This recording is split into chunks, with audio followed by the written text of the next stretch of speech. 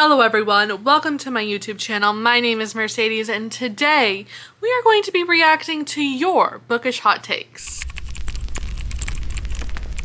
The other day I asked over on my Instagram, drop your bookish hot takes in the comments. I'm feeling spicy today. I'm gonna go out on the limb here and say that you are a fellow reader because the chances of you clicking on this video and not being a reader are quite slim. You and I, we bond over going feral over a plot. We like to read books, but what's so interesting is just because we both like to read books doesn't mean we agree on the same bookish etiquette. We're going to be completely honest, Booktok has been in a heaping mess over the past week. I feel like we're getting better. I feel like we're getting back on track, but really what I think it all stemmed from is that we all have different opinions and we all have different ways that we like to consume our books. Reading is and will always be subjective. With that in mind, I thought it would be fun to ask you guys, what are your bookish hot takes? According to Google, this is the definition of hot take. A piece of commentary typically produced quickly in response to a recent event whose primary purpose is to attract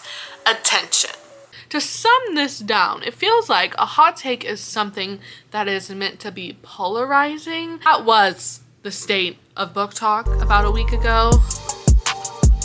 Although we can collectively agree that reading is subjective. Okay, listen here. That is one rule that I don't ask much from you guys, but that is one thing that you and me will continue to understand, that reading is subjective. Okay, we get that, but that doesn't stop us from having other bookish opinions and holding true to those. For example, my bookish hot take, I would say, I don't really like human covers. I like a cartoon cover or an aesthetic cover. I don't love a human on a cover, especially when it's like those men like posing and it's just like the man's face, or it's like the man's shirtless body. Like, I don't love those covers. To be honest, hot take incoming, I don't gravitate towards those books. And I know they say not to judge a book by the cover, but you eat with your eyes first. And if I don't love the cover, I'm not going to be super drawn to pick it up. That's my hot take. There's over 100 comments on this Instagram post and I have refrained from looking at any of them because I wanted my reaction to be true and piping hot as we react to these together. Okay, are we ready? I'm nervous. Opening the comments now. Let's see what we have here. The first comment is, a series should always have the number printed on the spines. Yes! I agree with this wholeheartedly. There's something so incredibly satisfying about just looking on your bookshelf and seeing the numbers on the spines. And also, sometimes I will buy the whole series first and not have any intentions on reading it anytime soon. I just know that I want that series on my shelves and I don't know the order that they go in. Go to like the inside of the book to find the order. Sometimes it's not even on the inside of the book and I have to go on Amazon and find the reading order so I can get them right on my shelves. But what would solve this problem is if the number was on the spine. For example, we have the Bravada series by TJ Maguire. I haven't read these series yet, but good thing I know the order that they go in, because TJ put the order of the books on the spine, okay? And then we have a series like this. This is the Covenant series by Jennifer L. Armentrout, and I don't know if I have this in the right order. I don't know, girl, but the covers are so gorgeous. But can't we just slap a number on that spine? The next comment we have is, I hate when chapters take 3 to 6 business days to read. Like, come on, you had no reason to make that chapter 80 pages. I can't go to bed until I'm on a chapter. This is true. I do agree with this, although I'm not the type of reader to wait until I'm done with a chapter to put the bookmark in. If I'm tired, I'm tired. I'm just gonna stop reading. Although it is more satisfying to stop whenever you finish a chapter. For example, there is this book called String Follows by Simon Jacobs. This is the first chapter. 88 pages is the first chapter. Is that not absolutely incredibly insanity?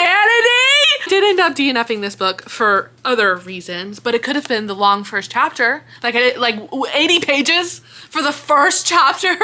That was crazy. It was a lot. It was a lot. So I do agree with this bookish hot take.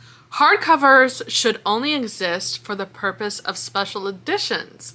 Otherwise, they are horrible to read with.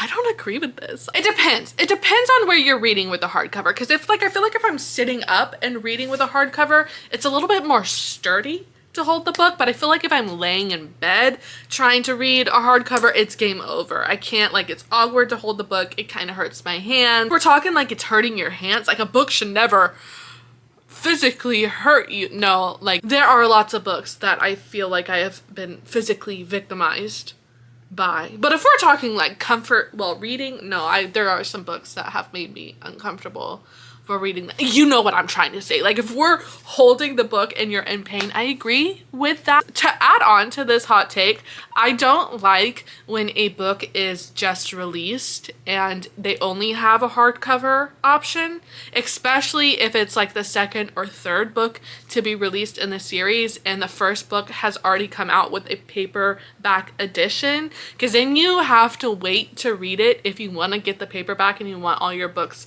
to match. Now I don't even wait for the paperbacks. I'll just go ahead and buy the hardcover, but I don't mind a hardcover. I don't mind it. I like a hardcover, and also most of the time I'm probably gonna read on my Kindle anyway. So there is also that. Oh, this is a good one. When books in a series are not the same height, I want to quit reading the series and throw the books away. This hot take is that us readers, not only do we like a good story, we like our bookshelves to be aesthetically pleasing. I feel like the biggest example that I have of this, and I'm going to show these books in publication order. So this is how they've been released, is this series. This is the Powerless series by Lauren Roberts. We have Powerless, Powerful, and then Reckless. This is a novella. It's smaller, but like, why is it smaller? Why so small? Lauren Roberts said that she did this on purpose. I display them on my shelves like this because in my heart and soul, I cannot have this book like this on my bookshelves because I like to keep the series together, and I also like to keep the books at the same height. Halfway through a book and an author discovers a new word and then uses it 9,283 times in 4 chapters. This is true. To me, I just giggle. I giggle at that because I am just trying to put myself in the head of the author when they're writing, and I don't know if it's just because they were writing a lot and they kind of just really had this fascination with this word. I don't know, girl. It makes me giggle, but I could see how it could take you out of the storyline. I hate movie or TV show adaptation covers on the books. I agree with this. I know it's probably like people who love the book and have also loved the movie, they might want that crossover. I never do. I think it's tacky. I do. And I'm whispering because I feel like that's an even hotter take, and I don't know if we can handle that right now. A reasonable amount of miscommunication is a normal plot device and adds to the story when it's done right.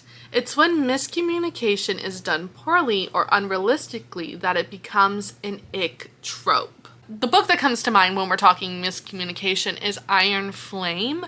I feel like that was the biggest uproar when people finished that book, that the miscommunication between Violet and Xaden was off the rails. Now, I kind of disagree. I feel like their miscommunication made sense because both of them wanted something different and they didn't know how to navigate the relationship. So most of the time when they were miscommunicating, they were just having to work out those kinks in their relationship. Another book that comes to mind with me with a miscommunication trope that icked me to my core, where I had to just DNF the book because I couldn't do it anymore, was So Not Meant to Be by Megan Quinn. That miscommunication trope, or whatever that trope was, whatever was going on with those two characters, I could not do it. When a miscommunication just doesn't make sense, it is annoying. It is so hard to get through the book, and sometimes it does cause you to DNF the book. So I do agree with this hot take. A Court of Wings and Ruin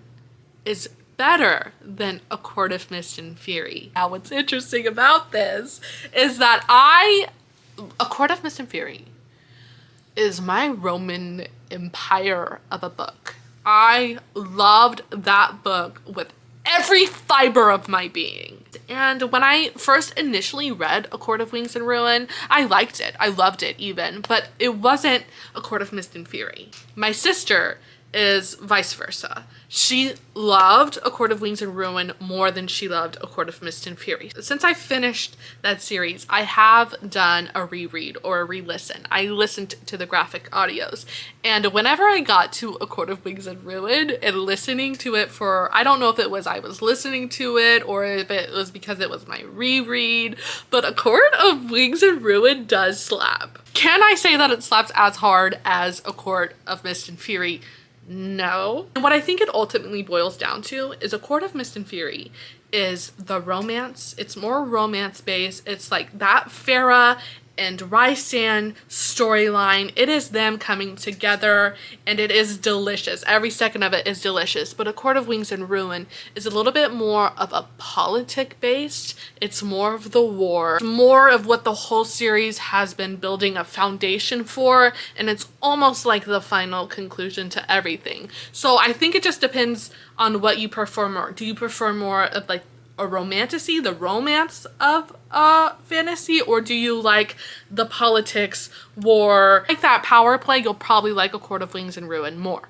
I feel like I just rambled about this, and I hope that that all made sense. I just feel like I've been yapping about it. But this is interesting. I would definitely love to know your opinion if you've read the series. Do you like A Court of Mist and Fury more, or A Court of Wings and Ruin, or how do you feel about it? If you agree or disagree with any of these hot takes, I would love to hear your opinion below. That's the thing that I love most about my community, is that we can have these conversations and not argue with each other, because we are adults who have real life issues, and the last thing that we're going to do is argue about one of our favorite hobbies. That is all that I have for you guys today. Thank you so much for watching my video. Okay, bye. Love you.